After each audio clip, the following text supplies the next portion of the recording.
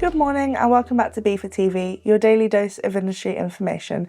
Today's episode is looking at IPAFFS and why getting the details right is so important. To tell us more, we're joined by our customs advisor, Igor, from our policy and compliance team. So Igor, thank you so much for joining us this morning. My pleasure. Now to start with, can you tell us a little bit more about what IPAFFS is, who uses it and why it's such an important part of the import process? Yeah, so that's the crucial system for importers who are trading or importing foodstuff and bringing in good stuff to the UK. So IPAFFS stands for Import of Products, Animal, Food and Feed System. And that is a pre-notification system for the traders to pre-notify the authorities ahead of the arrival of those goods.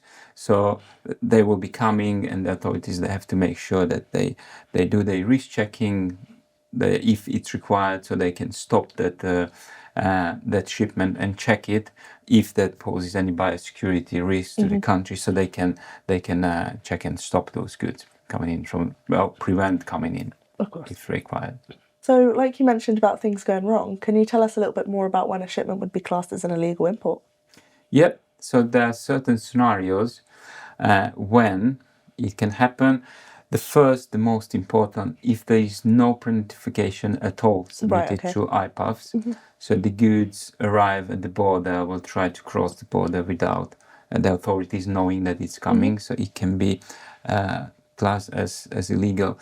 The second key, which could sound minor, but it will have significant consequences, if the IPAFFS is raised, but the port of arrival is declared incorrectly. So there's just one different town or city, but it can lead to the shipment being seen as illegal.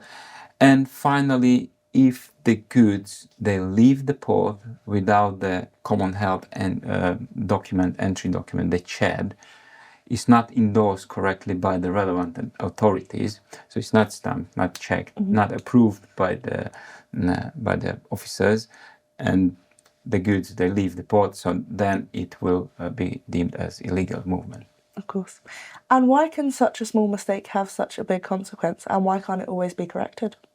Yes, because the only option in this situation, or the legal steps for the authorities, is to seize the goods. Of course, yeah. So the goods are due for seizure, and if they seized, so there are only two outcomes possible legally or compliantly, is to re-export the goods or destroy the goods. Right, okay. Okay, so there's no other options, and the CHED, if the CHED is closed or cleared, there is no opportunity to amend it. So there's only two options here. And now looking forward, what steps should our members be taking to avoid making these mistakes? Yeah, so as always, attention to details.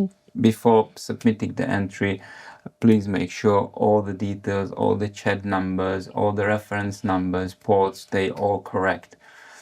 And just then proceed with the movement. Of course. Right, well, thank you, Igor, for joining us with what's such a key update this morning. My pleasure. For further information and guidance on this topic, we'll leave some articles in the description below. That's all for today's edition of B4TV, your daily dose of industry information.